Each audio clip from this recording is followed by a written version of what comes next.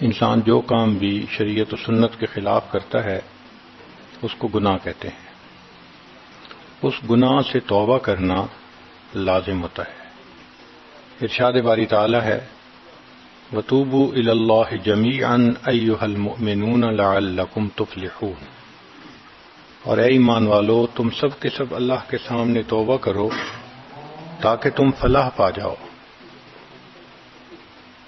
چنانچہ ابن تیمیہ رحمۃ اللہ علیہ نے الایمان الاوسط ایک کتاب ہے، اس میں 10 اسباب بتائے ہیں جن سے انسان کے گناہ معاف ہوتے ہیں. یہ 10 اسباب ہمیں زبانی یاد ہونے چاہیے تاکہ ہم ان کے ذریعے سے اپنے گناہوں کی بخشش کا بندوبست کر لیں. سب سے پہلا سبب استغفار. استغفار کہتے ہیں کہ اپنے گزرے ہوئے گناہوں پر نادم ہونا. شریعت نے کہا الندم توبۃ، ندامت یہ توبہ ہے. اور حدیث مبارکہ میں ہے کہ قیامت کے دن سب سے زیادہ خوش انسان وہ ہوگا من وجد فی صحیفتہ استغفارا کثیرا، جس کے نام اعمال میں کثرت کے ساتھ استغفار لکھا ہوا ہوگا. تو ہمیں کثرت سے استغفار پڑھنا چاہیے. چنانچہ ایک شخص حضرت حسن اللہ عنہ کے پاس آیا، حضرت بہت گناہگار ہوں، کوئی عمل بتائیں. فرمایا استغفار پڑھو. ایک اور آدمی آیا، حضرت بارش نہیں ہو رہی، کوئی عمل بتائیں. فرمایا استغفار پڑھو. پھر ایک آدمی آیا کہ حضرت بہت قرضہ چڑھ گیا، دعا کریں کہ کوئی اسباب بن جائیں رزق کے، مال کے، تاکہ قرضہ اتر جائے. فرمایا استغفار پڑھو. پھر ایک شخص آیا کہ حضرت دعا کریں اللہ مجھے بیٹا دے دے. فرمایا استغفار کرو. ایک آدمی آیا میرا باغ ہے، دعا کریں کہ میرا پھل زیادہ لگے. فرمایا استغفار کرو. ایک آدمی آیا میری کھیتی باڑی کی زمین ہے، دعا کریں پانی اندر سے نکل آئے. فرمایا استغفار کرو. اب سننے والا حیران کہ مختلف لوگ مختلف ضروریات آ کر بیان کرتے رہے، سب کے لیے ایک ہی جواب. تو اس نے پوچھا کہ حضرت کیا مسئلہ؟ تو فرمایا کہ دیکھو یہ جواب میں نے اپنی طرف سے نہیں دیا، قرآن مجید سے دیا ہے. اللہ تعالی ارشاد فرماتے ہیں قرآن مجید میں فَقُلْتُ اسْتَغْفِرُوا رَبَّكُمْ إِنَّهُ كَانَ غَفَّارًا. تو سب سے پہلے استغفار کرنے سے گناہوں کی بخشش ہوتی ہے. یرسل السماء علیکم مدرارا، تمہارے اوپر اللہ بارشیں برسائے گا. ویمددکم باموال، اللہ مال کے ذریعے تمہاری مدد کرے گا.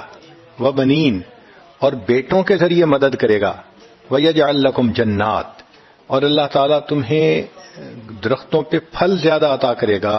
ویجعل لکم انہارا، اور اللہ تعالیٰ تمہارے لیے زمین سے چشمے جاری فرما دے گا. آپ اگر غور کریں تو ہماری روزمرہ کی جو پریشانیاں ہیں وہ انہی میں سے ہیں. کوئی بیٹے کے لیے پریشان، کوئی کاروبار کے لیے پریشان، کوئی قرضوں کی وجہ سے پریشان. اس کا مطلب یہ ہے کہ اگر ہم استغفار کرنے کی عادت ڈال لیں تو ہمیں کسی اور عمل کی ضرورت ہی نہیں ہے. اور یہ عمل قرآن مجید میں بتایا گیا ہے، یہ پروردگار عالم کا کلام ہے. ہم استغفار کم کرتے ہیں، کم از کم 100 مرتبہ صبح اور شام استغفار کا کرنا معمول بنا لینا چاہیے. آپ لوگ ڈرائیو کرتے ہیں اپنے دفتر جاتے ہوئے تو راستے میں جو آدھا گھنٹہ لگتا ہے اس میں کیا کرنا ہوتا ہے؟ بعض لوگ نعت سن لیتے ہیں، تلاوت سن لیتے ہیں، وہ بھی عبادت ہے.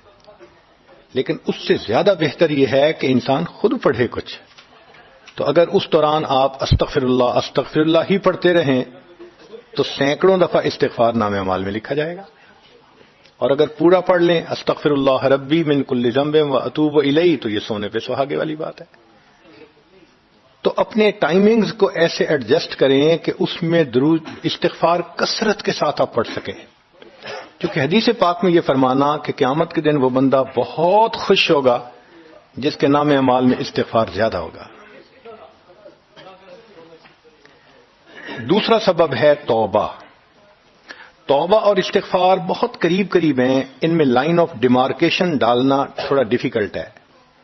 مگر علماء نے لکھا ہے کہ استغفار پچھلے گناہوں پہ ریپینٹنس کو کہتے ہیں، اور توبہ آئندہ گناہوں کو کمٹ نہ کرنا، اس کی کمٹمنٹ کرنا، عزم کرنا، اس کو کہتے ہیں۔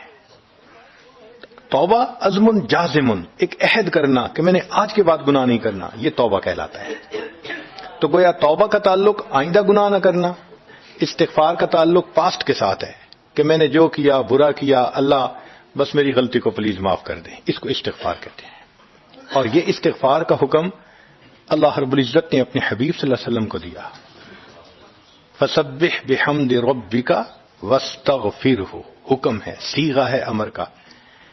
اللہ کے محبوب صلی اللہ علیہ وسلم کو اگر یہ حکم ہے تو سوچئے پھر ہمیں استغفار کرنے کی کتنی ضرورت ہے۔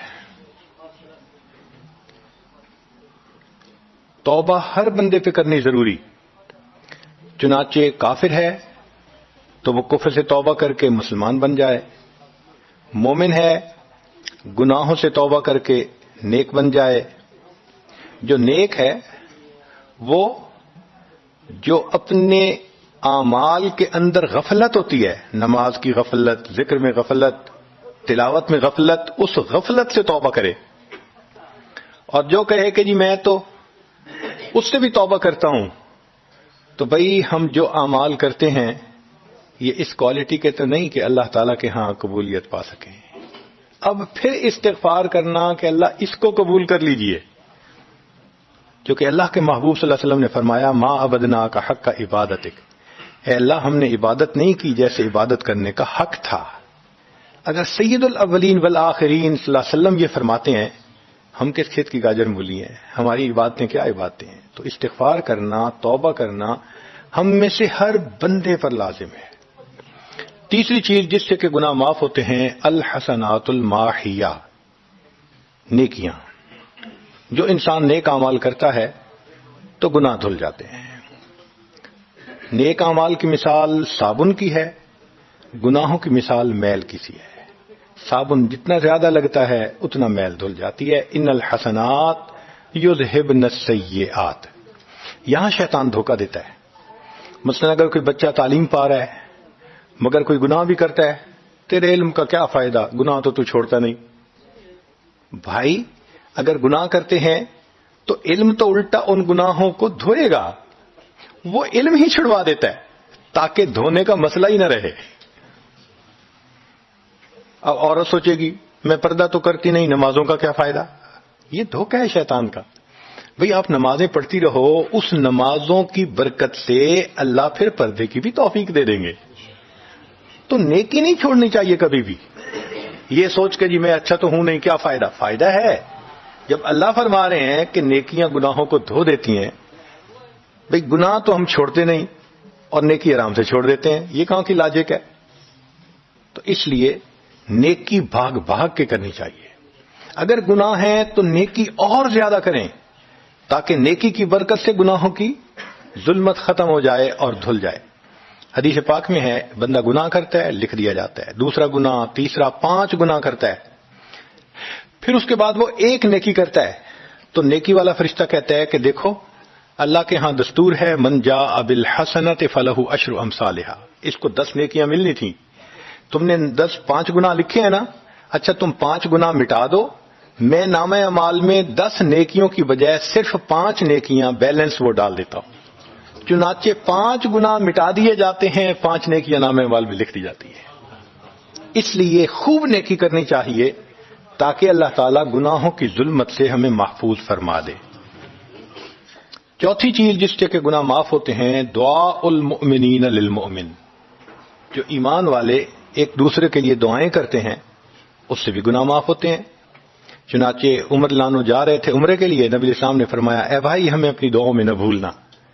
تو نبی علیہ السلام نے امت کو تعلیم دی کہ ایک دوسرے کو دعاؤں کے لیے کہنا چاہیے۔ یہ بہت اچھی عادت ہے کہ جب کسی سے ملیں جی ہمیں اپنی دعاؤں میں یاد رکھیں، والدین کو کہنا، بڑوں کو کہنا، دوستوں کو کہنا، کیا معلوم کس کی مانگی ہوئی دعا کام آ جائے۔ اس دعا کا فائدہ ہوتا ہے نا، تبھی تو قرآن مجید میں دعا سکھائی گئی، ربنا اغفر لنا ولاخواننا الذین سبقونا بالایمان، اے اللہ جو ہم سے پہلے ایمان والے چلے گئے ان کی بھی مغفرت فرما دے۔ تو فائدہ ہوتا ہے تو قرآن نے دعا سکھائی ہے نا۔ تو ایمان والوں کی دعاؤں سے دوسرے ایمان والوں کو فائدہ ہوتا ہے. حدیث پاک میں ہے دوست کی دعا دوست کے پیٹھ پیچھے رد نہیں کی جاتی. کیوں؟ اس میں خلوص ہوتا ہے.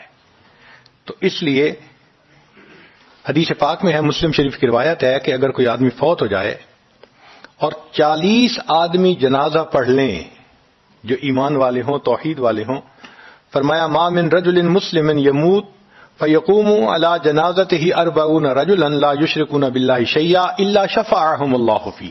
اللہ 40 بندوں کی نماز جنازہ کو قبول کر کے میت کی مغفرت فرما دیتے ہیں. پانچواں عمل ما یعمل للمیت من اعمال البر. ہم اپنے فوت شدہ لوگوں کے لیے جو نفل کے کوئی نیک کام کرتے ہیں اس سے بھی ان کے گناہ معاف ہوتے ہیں. مثلا صدقہ کر دیا، قرآن پاک پڑھا، ان کو بخش دیا، ان کی طرف سے عمرہ کیا، حج کیا، ان نفلی اعمال کا ثواب ان کو ملتا ہے. اس کی وجہ سے ان کے گناہوں کو معاف کر دیا جاتا ہے. چنانچہ حضرت شیخ الحدیث رحمۃ اللہ علیہ نے فضائل ذکر میں یا کسی اور کتاب میں واقعہ لکھا ہے کہ ایک اللہ والے تھے، قبرستان کے قریب سے جاتے ہوئے انہوں نے کچھ پڑھ کے قبرستان والوں کو بخش دیا. رات خواب دیکھا کہ وہی قبرستان والے ہیں اور ایک آدمی آتا ہے جیسے کوئی ڈاک تقسیم کرنے والا ڈاکیا ہوتا ہے، اور سب اس کی طرف بھاگ پڑتے ہیں جیسے ڈاک لینے کے لیے ہوں. ایک بندہ پیچھے آرام سے بیٹھا ہوتا ہے. وہ پوچھتا ہے کیا معاملہ؟ وہ کہتا ہے کہ یہ فرشتہ آیا ہے، روزانہ کی جو ڈاک آئی ہے نا نیکیوں کی، جو اولاد نے، رشتہ داروں نے، دوستوں نے کیے، لہذا وہ اعمال نیکیاں ملتی ہیں تو یہ سب لوگ جاتے ہیں کہ نیکیاں ملیں گی، ہمارا درجہ بڑھے گا. اس نے کہا کہ آپ کو ضرورت نہیں ہے. کہنے لگا ہاں میں لے لوں گا، مگر میرا ایک بیٹا ہے جسے میں نے قرآن پاک کا حافظ بنایا، اس کی دکان ہے، وہ سارا دن دکان پہ بیٹھا رہتا ہے اور ساتھ ساتھ قرآن پڑھتا رہتا ہے، تو مجھے اتنی نیکیاں مل جاتی ہیں کہ میں بعد میں لے لوں گا. اس نے کہا بیٹا کہاں؟ اس نے کہا فلاں جگہ دکان ہے. وہ اللہ والے جب وہاں گئے اگلے دن تو دیکھا کہ ایک نوجوان ہے اور وہ بیٹھا ہوا ہے. گاہک آتا ہے تو اس کو سودا بیچ دیتا ہے، جب گاہک کوئی نہیں ہوتا تو وہ قرآن پڑھنا شروع کر دیتا ہے. تو وہ سمجھ گیا کہ میرا خواب سچا تھا، اس بچے کے قرآن پڑھنے سے اس کے والد کو خوب بینیفٹ مل رہا ہے. کچھ عرصے کے بعد دوبارہ پھر اسی قبرستان کے قریب سے گزرے، پھر انہوں نے کچھ پڑھ کے بخش دیا. رات خواب میں دیکھا کہ اب جب تقسیم ہوا تو سب بھاگے تو وہ بندہ بھی بھاگا. انہوں نے کہا آپ بھی بھاگ رہے ہو؟ کہنے لگا ہاں میں اس لیے بھاگ رہا ہوں کہ میرا وہ بیٹا فوت ہو گیا، اب مجھے قرآن پڑھ کے بخشنے والا کوئی ایسا ہے نہیں، تو جو عام ایمان والوں کا ثواب آتا ہے میں بھی اسی میں سے اپنا حصہ لینے کے لیے جا رہا ہوں. تو ایمان والوں کے ان اعمال کا ثواب بھی ملتا ہے، اور اصل میں یہ اسی بندے کا اپنا عمل ہوتا ہے. یہ ذہن میں رکھنا کہ جو ایمان والے پڑھ کے بخشتے ہیں نا اس کا ثواب کیوں ملتا ہے؟ اس کا اپنا عمل. دیکھو اس نے نیکوں سے تعلق جوڑا. وہ بھی تو ہوتے ہیں جن کے مرنے کے بعد پیچھے ریچھ کتے کی لڑائی کرواتے ہیں، میلے لگواتے ہیں، موسیقی کی محفلیں ہوتی ہیں، وہ بھی تو ہوتے ہیں نا، تو ان کو کچھ نہیں ملتا. اس بندے نے نیکوں سے محبت کی، یہ اس کا اپنا عمل ہے. اس کی محبت کی وجہ سے اب یہ لوگ اس کو پڑھتے ہیں، اللہ اس کو ثواب پہنچا دیتے ہیں. تو اس کے اپنا عمل ہے اصل میں. پھر چھٹی چیز جس کی وجہ سے گناہ معاف ہوتے ہیں، المصائب التی یکفر اللہ بها الخطایا فی الدنیا. دنیا میں انسان کو جو مشکلات، تکلیفیں، مصیبتیں پہنچتی ہیں ان کی وجہ سے گناہ معاف کر دیے جاتے ہیں. کوئی مصیبت دنیا میں پہنچتی ہے گناہ معاف ہوتے ہیں. چنانچہ نبی علیہ السلام تشریف فرما تھے، چراغ بجھ گیا، نبی السلام نے فرمایا انا للہ و انا الیہ راجعون. ام المومنین عائشہ صدیقہ اللہ نے پوچھا اللہ کے حبیب صلی اللہ علیہ وسلم یہ تو پڑھتے ہیں جب کوئی آدمی فوت ہو جاتا ہے. فرمایا عائشہ مومن کو جو بھی دنیا میں تکلیف غم پہنچتا ہے اگر وہ اس کے اوپر انا للہ پڑھ لے اس کو ثواب ملتا ہے. تو سوچنے کی بات ہے چراغ کے بجھنے پر اگر ثواب ملتا ہے تو کسی عزیز کی زندگی کا چراغ بجھ گیا اس پر کتنا ثواب ملے گا. اس لیے تکلیف آئے تو پریشان ہونے کی بات نہیں ہوتی، صبر کرنے کی بات ہوتی ہے. انسان بے صبری کے ذریعے خواہ مخواہ اس تکلیف پر ملنے والے ثواب سے اپنے آپ کو محروم کر دیتا ہے. بے صبری سے تکلیف ختم نہیں ہوتی، ثواب ملنا بند ہو جاتا ہے. تو بے صبری کا کیا فائدہ؟ اور ہو سکتا ہے کہ یہ مصیبت جو آئی یہ بندے نے خود مانگی ہو. یہ بھی عجیب بات ہے. آپ کہیں گے جی کوئی بندہ مصیبت تو نہیں مانگتا. ہاں ہو سکتا ہے مانگی ہو. کیسے؟ کہ دعا مانگی، اللہ مجھے قیامت کے دن میرے محبوب صلی اللہ علیہ وسلم کے ہاتھوں حوض کوثر کا جام عطا کر دینا. اللہ نے دعا قبول کر لی. عمل تو ہے نہیں کہ یہ نعمت نصیب ہو. تو اب کیسے ملے گا؟ اللہ تعالیٰ بیماری، مصیبت، پریشانی کچھ اس کے اوپر بھیج دیتے ہیں. اگر یہ بندہ اس پر صبر کر لیتا ہے، اس کو بہانہ بنا کر اللہ اس کو وہ نعمت عطا فرما دیتے ہیں. چنانچہ ایک بزرگ تھے، 70s میں تھے، بیوی بھی اسی طرح بہت نیک تھی. بیوی نے کہا کہ میرا بڑا دل چاہتا ہے کہ نبی علیہ الصلوۃ والسلام کا دیدار نصیب ہو. میں بڑا درود پڑھتی ہوں، نفل پڑھتی ہوں، مگر مجھے واضح زیارت نہیں ہوئی. آپ کو کوئی عمل آتا ہو تو بتا دیں. انہوں نے کہا عمل آتا ہے، کرو گی؟ کہا بالکل کروں گی. کہنے لگے اچھا جمعہ کا دن آ رہا ہے، خوب نہا دھو کے وہ جو دلہن والے کپڑے تھے نا تمہارے، کناری والے گوٹے، وہ پہننا اور میک اپ کرنا، خوشبو لگانا، اور میں بس جمعہ پڑھ کے آؤں گا تو پھر ٹھیک ہے. اس نے کہا بہت اچھا. وہ اللہ کی بندی نہائی دھوئی، دلہن کی طرح خوب تیار ہوئی، کپڑے دلہن والے پہنے. ان بزرگوں نے جمعہ کی نماز پڑھی تو ساتھ بھائی کا گھر تھا اس کی، یعنی ان کی بیوی کا. تو بیوی کے بھائی کے گھر چلے گئے. اس کو جا کے کہا میری عمر دیکھو اور آ کے اپنی بیوی بہن کی حالت دیکھو. اس نے کہا کیا مسئلہ؟ وہ ساتھ آ گیا. اور جب گھر آ کے اس نے دیکھا تو بیوی تو دلہن بنی بیٹھی ہے. بھائی کو غصہ آیا، تمہیں اپنی یہ تمہاری عمر اور یہ تمہارے لچھن. اس نے تو ڈانٹا اور وہ بیچاری روئی، اس کا دل ٹوٹا، رو رو کے حال برا، سو گئی. اللہ کی شان کہ اس نیند میں اس کو نبی علیہ السلام کی زیارت نصیب ہو گئی. اب وہ اٹھی تو وہ خوش بھی ہے اور پریشان بھی ہے. خوش اس بات پہ کہ زیارت ہو گئی، اور پریشان اس بات پہ کہ میاں نے کیا کیا، خود کہا دلہن بنو اور خود بھائی سے مجھے ڈانٹ پڑوا دی.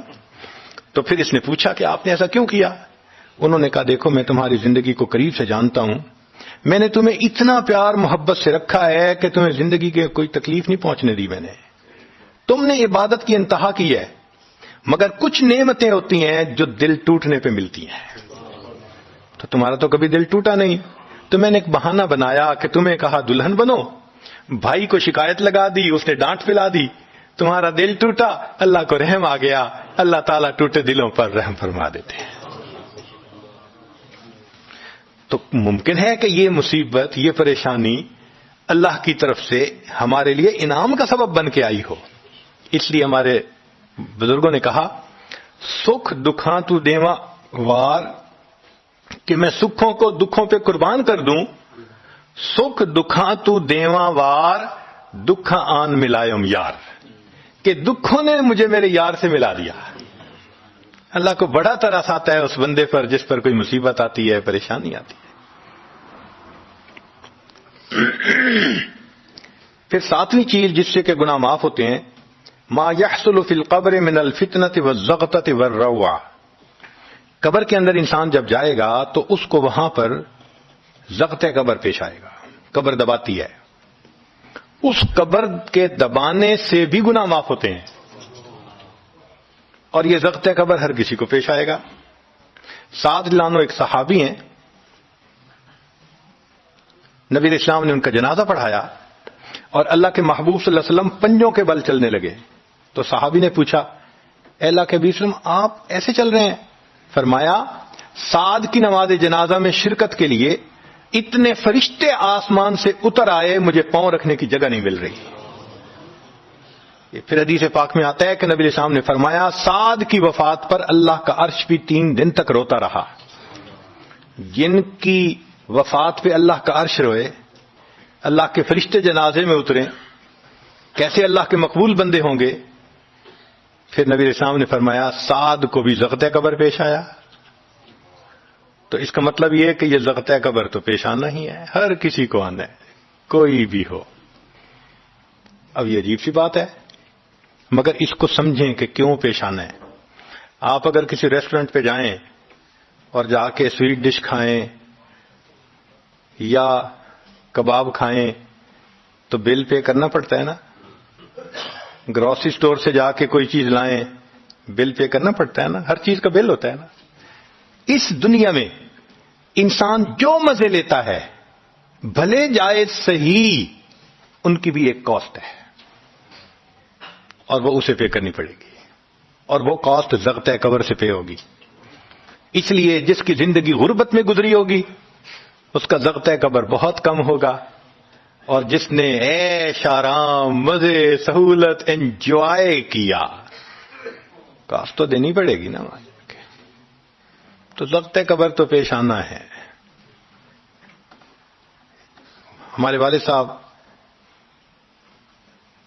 بچپن میں دیکھتا تھا میں کہ بہت اچھا سالن بنا ہوتا تھا نا، تو اکثر وہ گلاس پانی کا اٹھاتے تھے اور ایک گھونٹ پانی ڈال دیتے تھے۔ مجھے سمجھ نہیں آتی تھی یہ کیا کرتے ہیں، میں اکثر ان سے پوچھتا تھا ابو آپ ایسے کیوں کرتے ہیں، نہیں بتاتے تھے۔ جب ان کی وفات ہوئی تو بعد میں والدہ صاحبہ نے کہا کہ اصل میں وہ یہ کہا کرتے تھے کہ نفس میرا دشمن ہے، میں اس نفس کو لذتیں کیوں دوں۔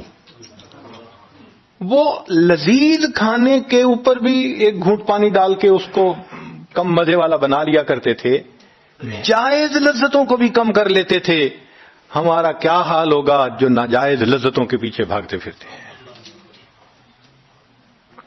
تو یہ ضغطۂ قبر مومن کو بھی پیش آتا ہے اور کافر کو بھی، مگر فرق ہے، کافر کو پیش آئے گا کہ حدیث پاک میں آتا ہے دائیں طرف کی پسلیاں بائیں طرف اور بائیں کی پسلیاں دائیں طرف، یوں پسلیاں توڑ کے رکھ دیں گے۔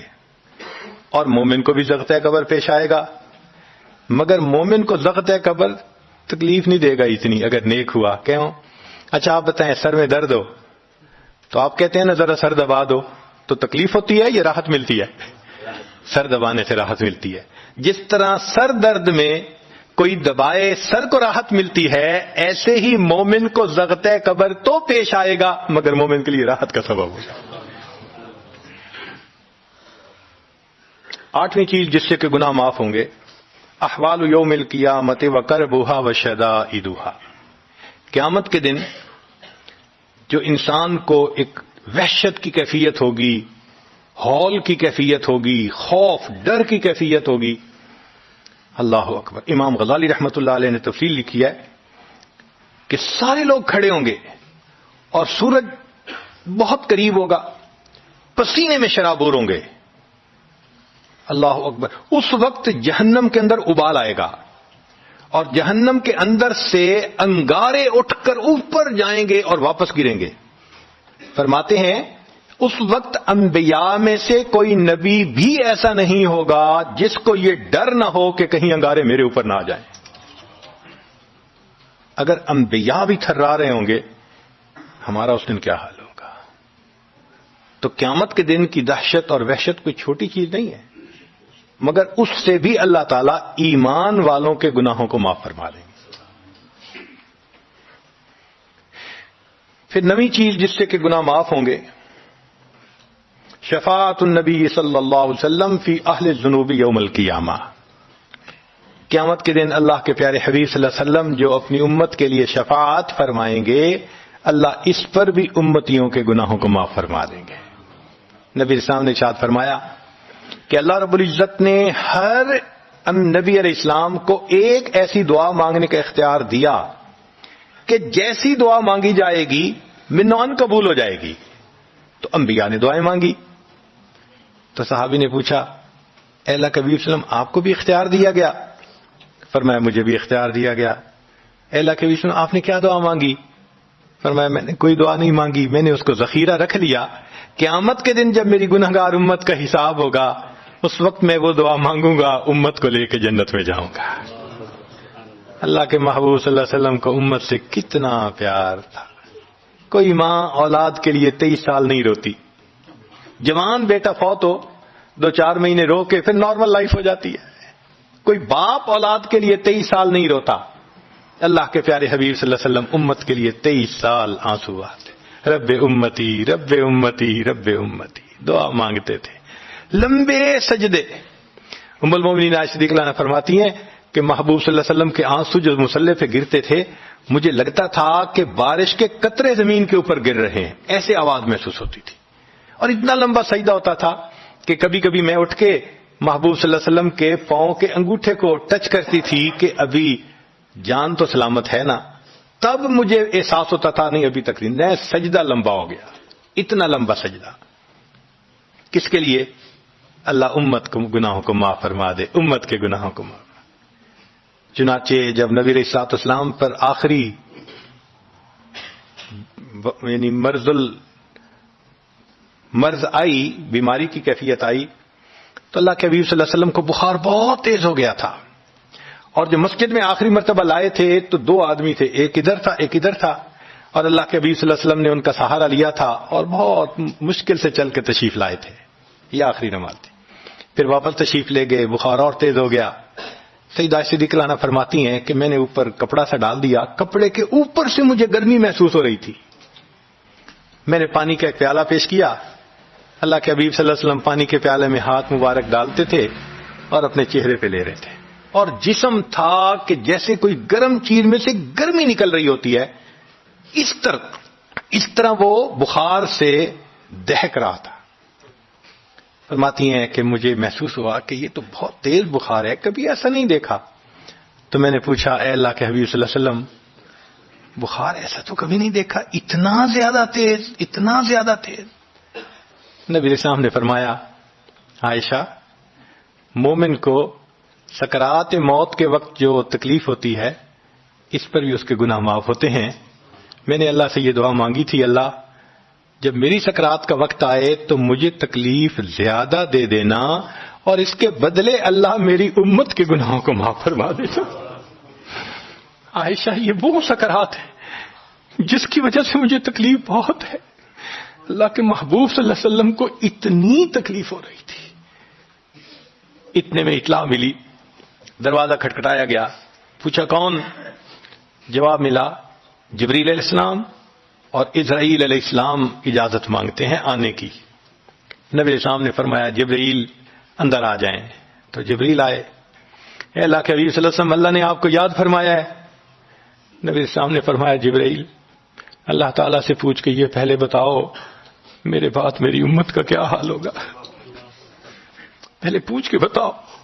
جبریل علیہ السلام نے اللہ تعالیٰ سے پوچھا، رب کریم نے کہا، فرمایا میرے محبوب سے جا کر کہہ دو اے محبوب آپ کے بعد آپ کی امت کو تنہا نہیں چھوڑیں گے۔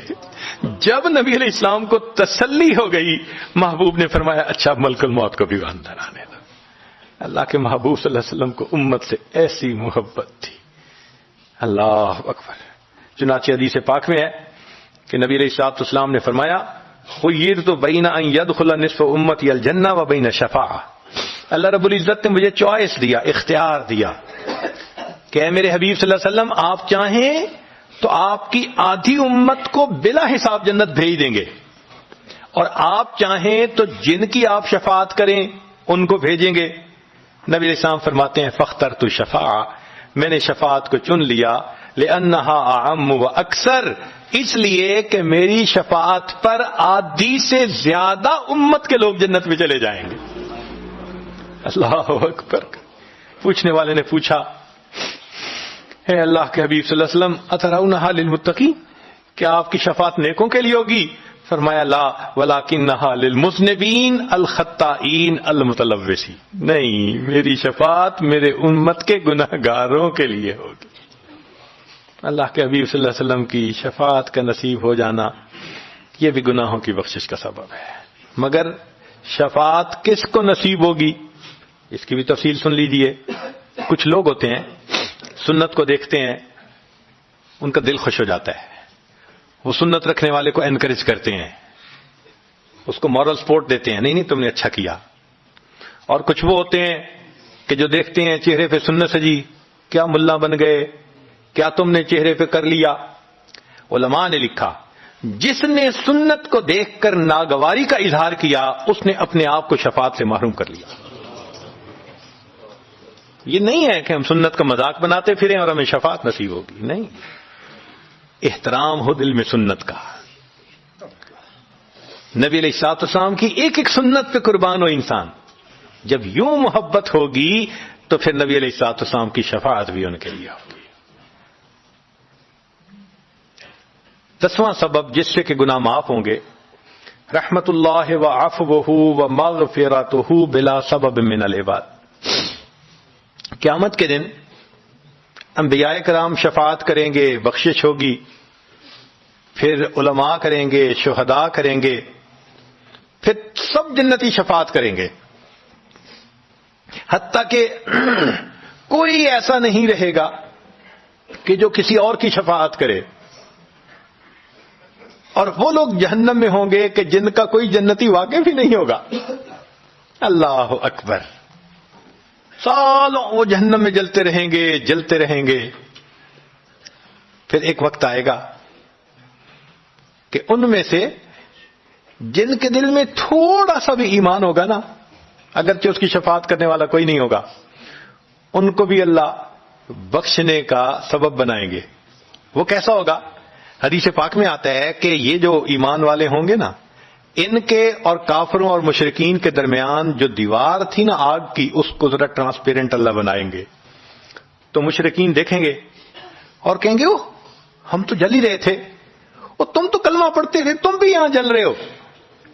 تو وہ جب ان کو کلمے کا تانا دیں گے کہ تمہارا نام تو مسلمانوں والا تھا نا، تو اس وقت وہ جہنمی اللہ سے فریاد کریں گے، اللہ تیری توحید کا تانا دیتے ہیں، کہاں گیا تمہارا خدا، تم بھی ہمارے ساتھ جل رہے ہو۔ جب وہ فریاد کریں گے، اللہ تعالیٰ جبرائیل علیہ السلام کو فرمائیں گے، جبرائیل جاؤ، جس کے دل میں ذرہ برابر بھی تمہیں ایمان نظر آتا ہے اس کو بھی جہنم سے نکالنا، ان کو بھی جہنم سے نکال دیا جائے۔ پھر اس کے بعد وہ بچیں گے کہ جن کا ذرہ ایمان بھی نہیں فرشتے کو نظر آئے گا، مگر اللہ فرمائیں گے انبیاء نے بھی شفاعت کر لی، شہداء نے بھی، علماء نے بھی، جنتیوں نے بھی، اب میں اپنی رحمت کا اظہار کرتا ہوں، میں بھی تو بندوں سے محبت کرتا ہوں۔ حدیث پاک میں ہے ثلاث حشیات، یوں کر کے اگر گندم ہونا اور انسان دونوں ہاتھوں کو ایسے کرے تو اس کو لپ کہتے ہیں، لپ بھرنا، تو اس میں ہزاروں چاول کے دانے آ سکتے ہیں۔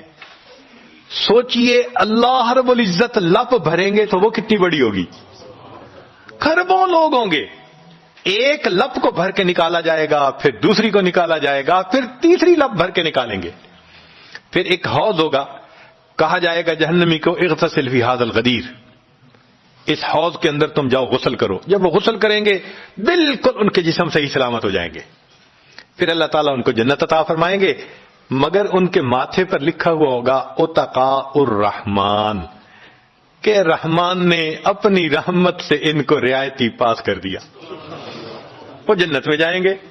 اب جو جنت میں جائیں گے تو جنتی لوگ ان کے ساتھ ملیں گے، خوش ہوں گے، مگر کہیں کہیں کوئی ان کو کہے گا ہم تو اللہ کے فضل سے سیدھا آ گئے، تم تو آیا فلاں جگہ سے آئے ہو نا، رعایتی پاس ہو۔ اب جب ان کو رعایتی پاس کا تانا ملے گا تو ان کو عجیب لگے گا، پھر ایک وقت آئے گا کہ یہ سب اتقاء الرحمن اللہ کے سامنے فریاد کریں گے، اللہ آپ نے اپنی رحمت سے جہنم سے نکال دیا، جنت بھیج دیا، یہ جو مہر ایک لگا دی یہ بھی تو اتار دیجئے نا۔ تو اللہ تعالیٰ ان کی مہر کو ختم فرمائیں گے اور یہ جنت میں رہنے لگ جائیں گے۔ امام غزالی رحمت اللہ علیہ اس واقعے کو نقل کرنے کے بعد لکھتے ہیں، میرا کوئی عمل ایسا تو نہیں کہ میں امید کروں کہ میں جنت چلا جاؤں گا، کاش اللہ مجھے ان اتقاء الرحمن میں شامل فرما لیتے، کاش کہ اللہ تعالیٰ مجھے ان اتقاء الرحمن میں شامل فرما لیتے۔ بے گناہوں میں چلا زاہد جو اس کو دیکھنے، مغفرت بولی ادھر آ میں گناہگاروں میں ہوں، وہ کرشمے شان رحمت نے دکھائے روز حشر، چیخ اٹھا ہر بے گناہ میں بھی گناہگاروں میں ہوں۔ اللہ اکبر۔ حضرت قاری طیب صاحب رحمۃ اللہ علیہ ایک کتاب میں لکھتے ہیں، اتنا اللہ کی رحمت کا ظہور ہوگا، اتنا ظہور ہوگا اس دن، ایک ایسا وقت آئے گا کہ شیطان بھی سر اٹھا کر دیکھے گا، اسے بھی امید لگے گی شاید میری بھی مغفرت کر دی جائے. وَكَانَ بِالْمُؤْمِنِينَ رَحِيمًا. اللہ تعالیٰ قیامت کے دن اپنی رحمت کا اظہار فرمائے. اللہ کرے قیامت کے دن اللہ کی رحمت سے ہمارا کام بن جائے. اللہ تعالیٰ ہمیں اپنے گناہوں سے سچی توبہ کرنے کی توفیق عطا فرمائے، اور اللہ تعالیٰ ہمیں اپنے بخشش کیے ہوئے گناہگار بندوں کی قطار میں قیامت کے دن شامل فرمائے. وآخر دعوانا ان الحمد للہ رب العالمین.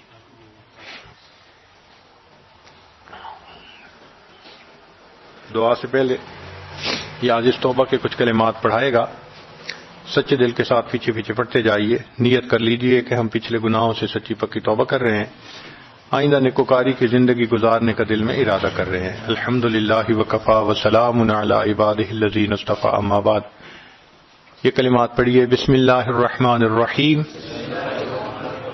لا الہ الا اللہ محمد الرسول اللہ. آمنت باللہ وملائکتہ وکتبہ ورسلہ والیوم الآخر والقدر خیرہ وشرہ من اللہ تعالی والبعث بعد الموت. آمنت باللہ کما ہوا باسمائہ وصفاتہ وقبلت جمیع احکامہ اقرار باللسان وتصدیق بالقلب. اشہد ان لا الہ الا اللہ واشہد ان محمدا عبدہ ورسولہ. استغفر اللہ ربی من کل ذنب واتوب الیہ برحمتک یا ارحم الراحمین. ان کلمات کو پڑھنے سے آپ بیت ہو چکے ہیں، توبہ طائب ہو چکے ہیں. چند معمولات اگر کریں گے تو دل کو اللہ تعالیٰ منور فرمائیں گے. 100 مرتبہ استغفار صبح شام پڑھنا، 100 مرتبہ درود شریف پڑھنا، روزانہ قرآن پاک پڑھنا، چلتے پھرتے لیٹے بیٹھے دل میں اللہ کا دھیان رکھنا، اور روزانہ ذکر قلبی یعنی مراقبہ کرنا. اگر ان اعمال کو کریں گے، اس کی برکتیں آپ خود اپنے دل میں محسوس کریں گے. آپ کا آنکھ کا دیکھنا بدلے گا، زبان کا بولنا بدلے گا، پاؤں کا چلنا بدلے گا، دل دماغ کی سوچ بدلے گی، آپ کے اندر کا انسان بدلے گا، خود آپ کہیں گے. اللہ تعالیٰ عمل کی توفیق دے. ہم دعا سے پہلے تھوڑی دیر چند منٹ کے لیے مراقبہ کر لیتے ہیں، ذکر قلبی. جہاں بیٹھے ہیں بس آنکھوں کو بند کر لیں، دل کی طرف دھیان کریں اور یہ سوچیں کہ اللہ کی رحمت آ رہی ہے، میرے دل میں سما رہی ہے، دل کی ظلمت اور سیاہی دور ہو رہی ہے، میرا دل اللہ اللہ اللہ کہہ رہا ہے.